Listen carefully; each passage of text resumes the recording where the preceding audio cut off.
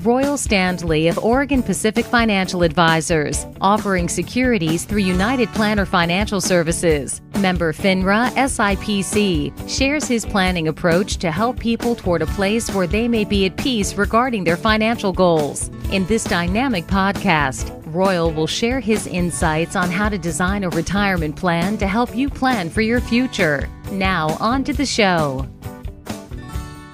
Hello and welcome to Life by Design with Royal Standley from Oregon Pacific Financial Advisors. Today we're going to be talking about building your team, and I know that Royal has a fantastic team with him, but he's going to share some of the information on how to build a team or how he builds a team for his clients. So, good morning, Royal. How are you? I'm doing great. How are you, Eric? I'm doing well. I love the concept of a team, right? I mean, we've talked about football before. We've talked about all sorts of different sports. And I know that your football team is a little different, than your location. We talked a little bit about that, which is great. But any team can be a good team as long as they have the right coach, right? I mean, I truly believe that somebody who's kind of in charge of putting all the pieces in place.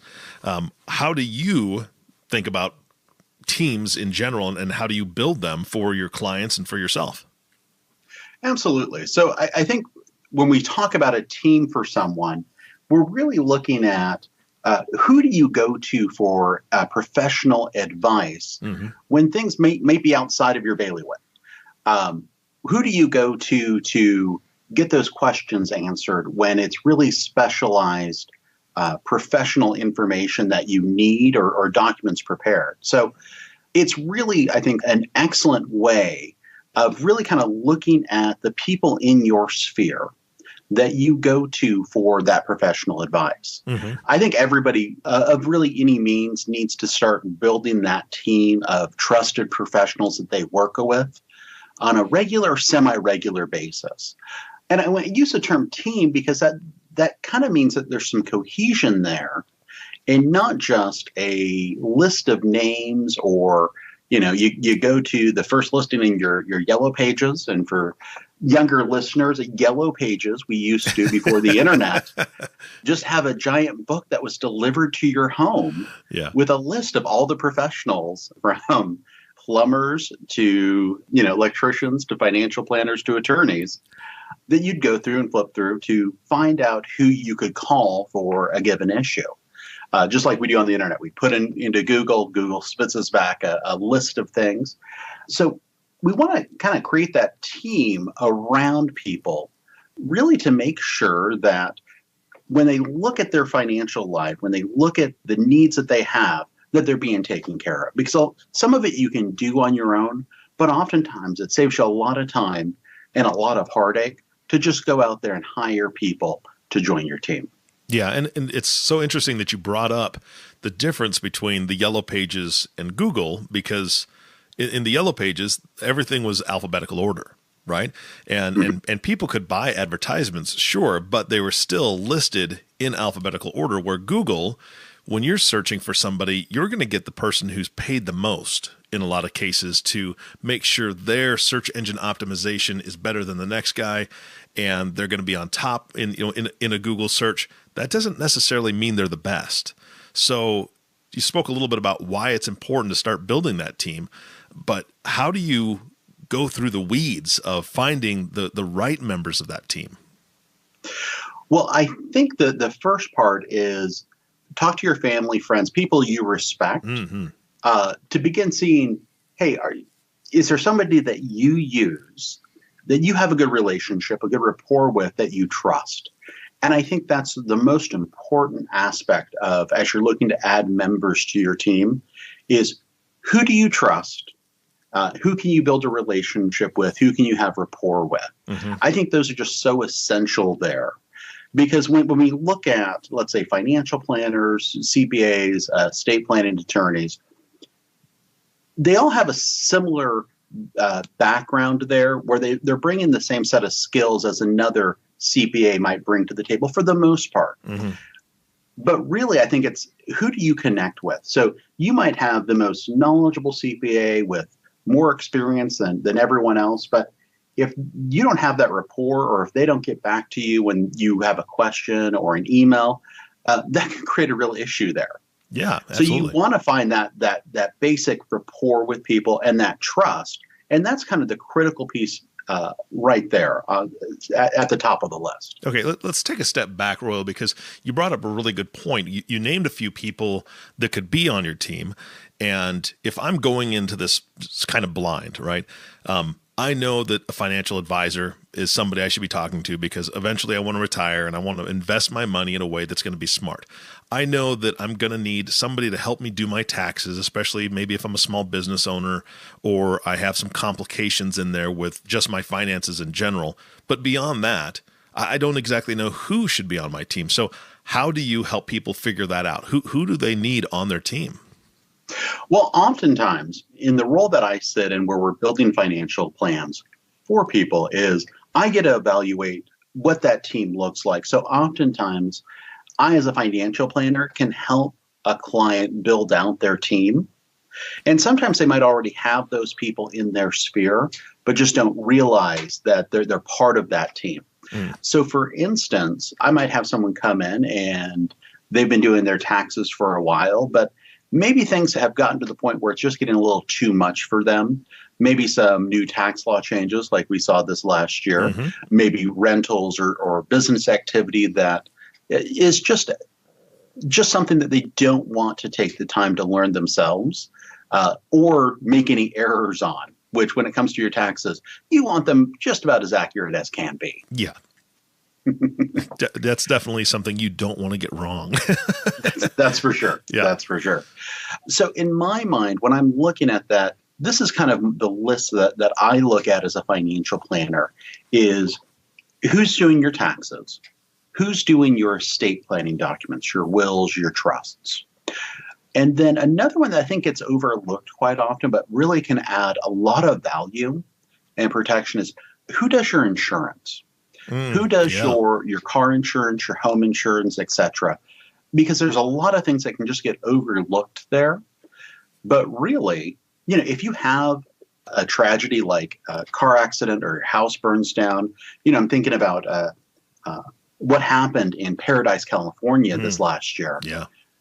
Having that relationship with your insurer, making sure that your insurances are the right coverages, as well as making sure that you're not overpaying for that insurance is really essential. So oftentimes when I prepare a financial plan, in a lot of cases, I will send them back to their personal lines insurance. When I say personal lines, I mean property and casualty, car or home, to go back and look at those coverages, make sure that they have the right amounts.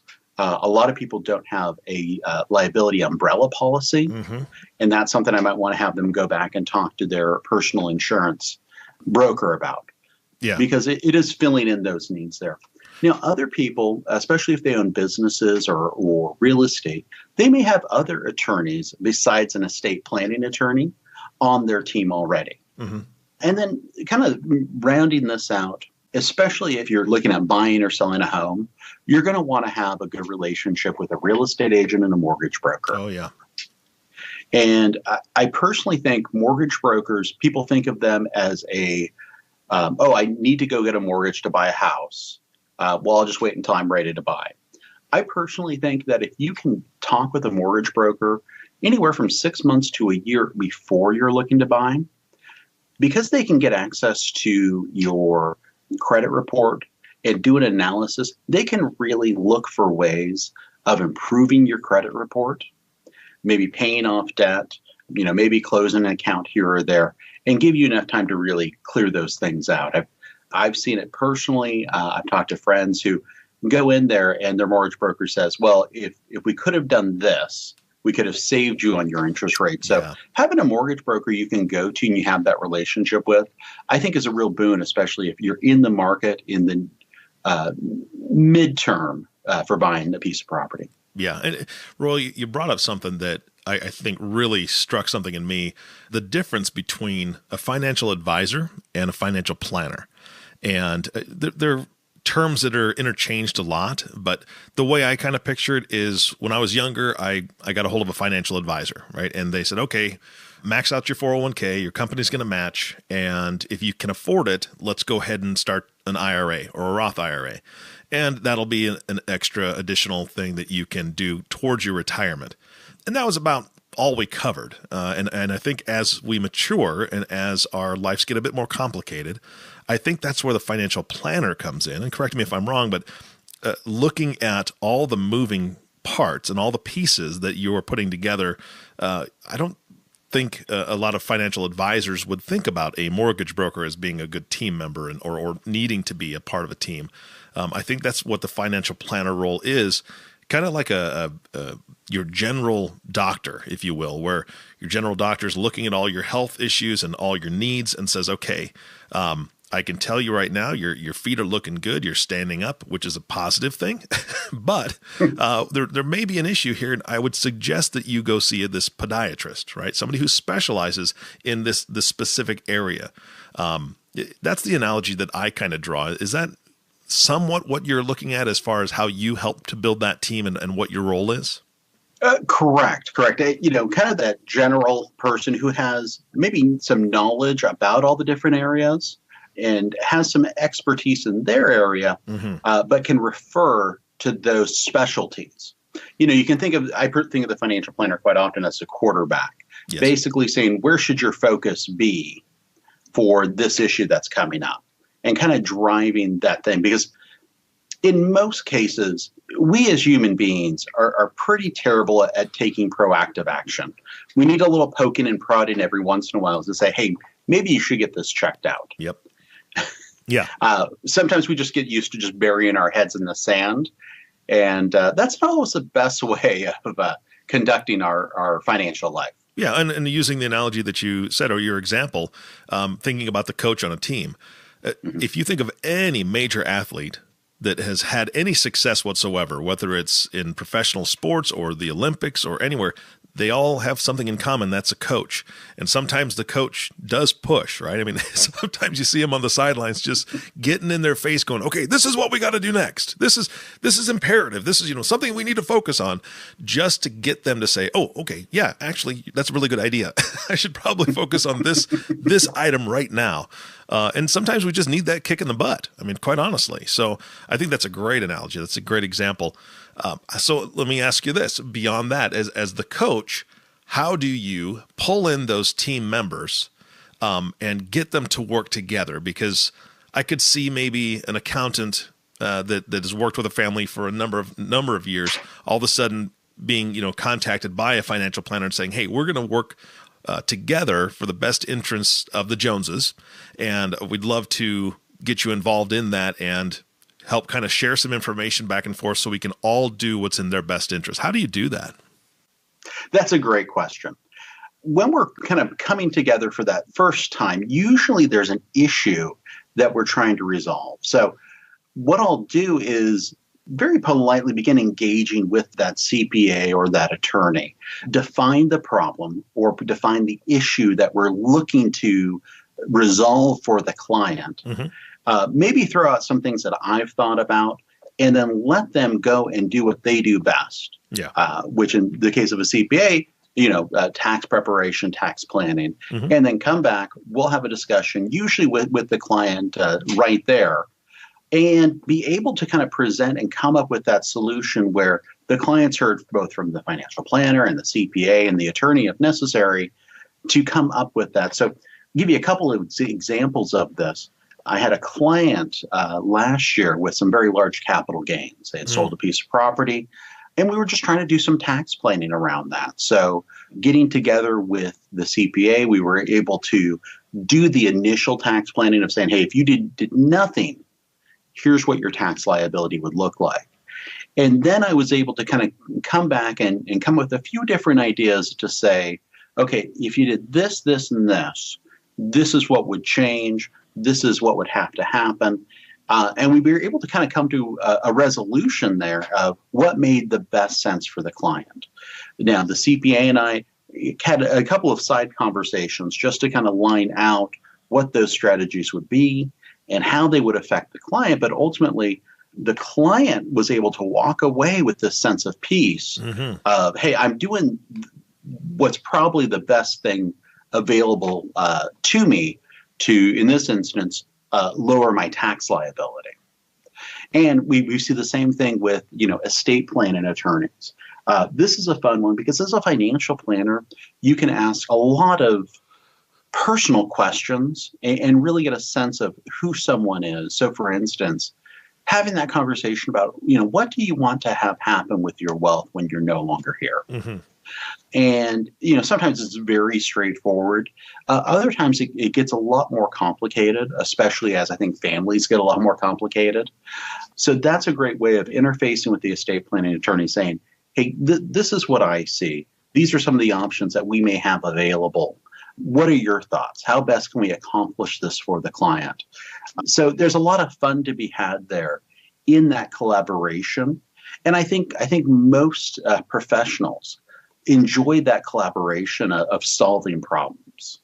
I don't think we got into these businesses just to put numbers into spreadsheets. I think we got into these things to solve problems. Yeah, and bottom line, to help people. And if that's their driving focus, then, I think that anybody would be happy to be able to say, yeah, absolutely, let's work on this together. And the nice thing is the Joneses know that the team is working on it, and they don't have to necessarily be there for every step of the way. They provide the information. You guys strategize and look at what the best options are, and then present that. Come back to the Joneses and say, "Hey, this is what we've been thinking. This is what we've worked out as a team. We think these are some of the best options. What are your thoughts?" And then the Joneses have that all mapped out for them to be able to make that right decision based on the information that you guys have worked on and put together as a team. Absolutely. So by doing that, we really create, I think, the best outcome for the client. Mm-hmm. And that's really one of the beautiful benefits of working with the team. Now, with a team, especially one where we have a pre-existing relationship, there's a lot of value there because we have estate planning attorneys that we talk to quite often, same with CPAs. These are ones where we have created a relationship with where we're comfortable referring our clients to. Mm-hmm. And so by having that relationship and that back and forth, we can easily pick up the phone and just ask these questions if something comes up. Even in a client appointment, just dial the phone and say, hey, we're talking about this. Yeah. What do you think? Let's get your input here. And that sort of relationship and that sort of teamwork is really what we're trying to get to when we talk about building a team for your financial life. Yeah, and I think that's the beauty of it is you can just have that quick conversation. And like you said, you've made friends and acquaintances and great working relationships with a lot of business owners in your area and different people that can step in and help these clients. But as you said earlier, if the client already has their own estate planning attorney or their own CPA that they trust and they like to use, you're more than happy to bring them on as part of the team. You don't need to refer anybody else to them because they've already got somebody that's working for them. So I think that keeping those relationships intact is a whole nother aspect of that coaching position, and really accentuating the relationship or making that relationship stronger, I think is a great point. Absolutely. We want to work with the team that you're bringing to the table. Mm-hmm. We might need to bring in some other areas that you might not have yet. Mm-hmm. Yep. But that's okay. That's okay. Yeah. Now, there's also some other consultants and coaches that we might bring in as well, depending on the needs of the client. And oftentimes, because we're getting such an intimate picture of a client's life, mm-hmm. these might be something like a business coach for maybe somebody just starting off in business or that's reached a plateau with their business. We have business coaches we can kind of bring in as part of that team. There's also kind of the health and fitness areas where, client might just need a little bit more expertise there, either on the medical side of things, such as a physical therapist, chiropractor. Mm-hmm. Those are all the kind of the little pieces that we kind of forget about. And especially once you've reached, I think, a certain level of wealth in this world, you really need to start looking at any problems that you can solve by maybe paying a little extra money. Mm-hmm. There's that old saying that any problem you can solve with money is not a problem. And really what we're looking at there is if there's some additional treatment. So, for instance, if I could go to physical therapy for a couple of weeks and get my shoulder to stop hurting, then really what I should do is bite the bullet, pay a little bit for physical therapy, and get in there and get things fixed before it creates a bigger issue. Same thing with business coaching, lifestyle coaching. Lifestyle coaches, I think, is a newer thing for a lot of people to really think about, but they can provide value. They can provide that extra kind of dynamic in your life to look at things differently and really create a positive impact to your life. And then finally, and this is something that I let people decide on, but look at who your spiritual or religious coaches are. Could be a pastor, could be, a family member, but I think that's just an overlooked part of people's lives, is that spiritual aspect. Where are you going for that side of your life? I think that's really important, and I think that you should look at that as part of your team. Yeah, if you're building this team and your entire goal and purpose is to enjoy the years that you have left, set things up, whether it's for generations to come or just set things up for the next 20, 25, 30 years for your retirement, whatever that is, how can you enjoy that if your body's out of whack? Like you talked about the physical therapist, or if you are someone who is a spiritual person, but you're not getting fed spiritually on a weekly basis or a couple times a week, and you're just struggling with that. I think most of us who are in that kind of in that category have felt that before, where we're just, I'm just not in a place where I want to be right now spiritually. So no, that's great. How do you, get in front of a mentor, somebody that can just kind of help you get back on track with that part of your life so that you can just enjoy what you've built here with these teams. I think that's fantastic. That's a great addition that I didn't even think about. Yeah, I'm a big believer in developing that part of your life. I think one of the biggest changes I've had in my life was, creating a regular meditation practice and kind of morning routine. It's just been so invaluable to me personally that I just encourage other people to explore that side of life, because there's just so much value that it brings to both you and your relationships. Yeah, absolutely. How often do we get those opportunities to just be quiet and meditate on those things? Whatever those things happen to be for each individual person. The world is so busy and we're so bogged down with so much stuff going on that being able to implement something like that and having a little guidance in that area, like you said, is invaluable. Mm-hmm. Absolutely. Absolutely. All right. So what else do we need to cover today, Royal?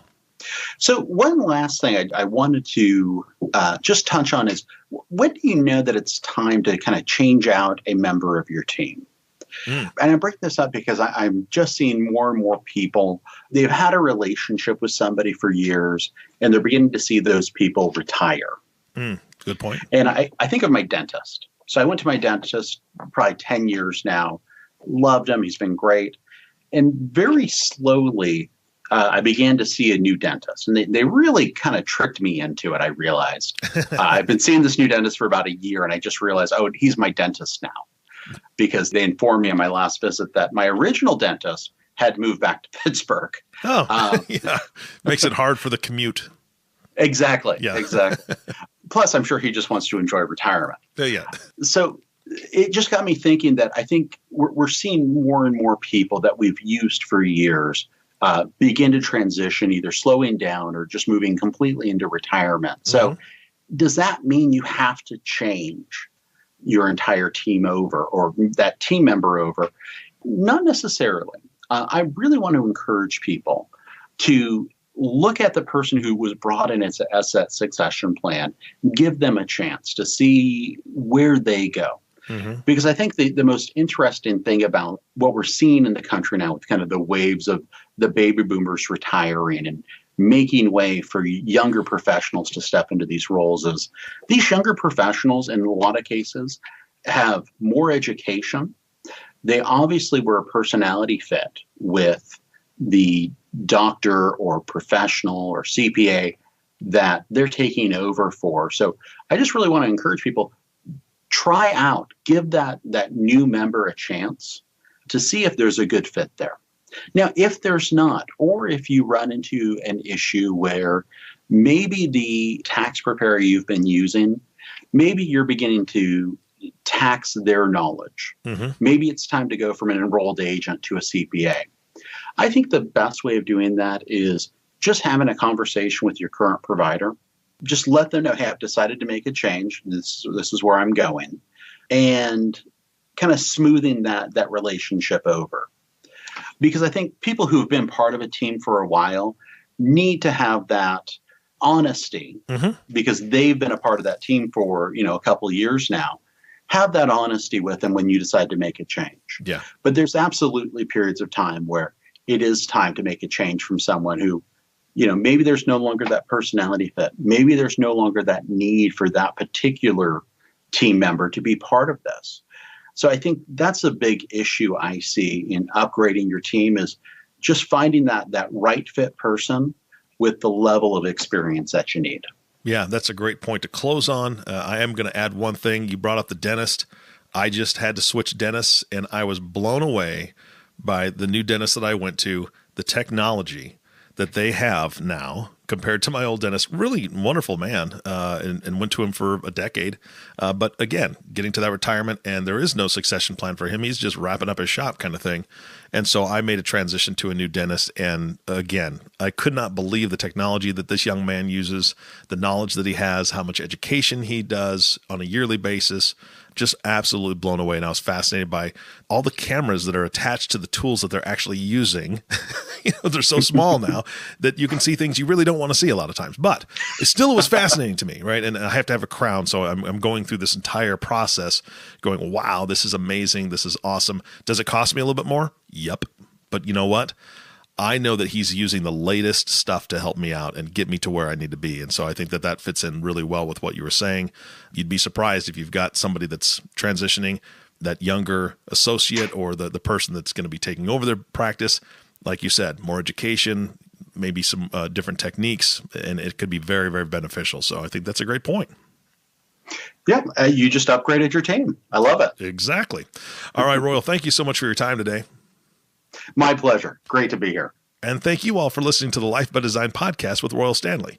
If you have not subscribed to the podcast yet, please click the subscribe now button below. This way, when Royal comes out with a new podcast, it'll show up directly on your listening device. This makes it much easier to share these podcasts with your friends and family. Again, thanks for listening today. For everyone at Oregon Pacific Financial Advisors, this is Eric Johnson reminding you to live your best day every day.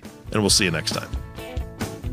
Thank you for listening to the Life by Design podcast. Click the subscribe button below to be notified when new episodes become available. The views expressed are those of the presenter and may not reflect the views of United Planner Financial Services. Material discussed is meant to provide general information and is not to be construed as specific investment, tax, or legal advice.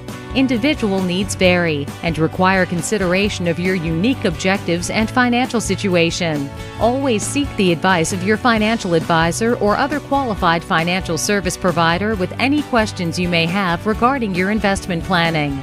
Advisory services offered through Oregon Pacific Financial Advisors, Inc. Securities offered through United Planner Financial Services of America, member FINRA and SIPC. Oregon Pacific Financial Advisors, Inc. and United Planners Financial Services are independent companies.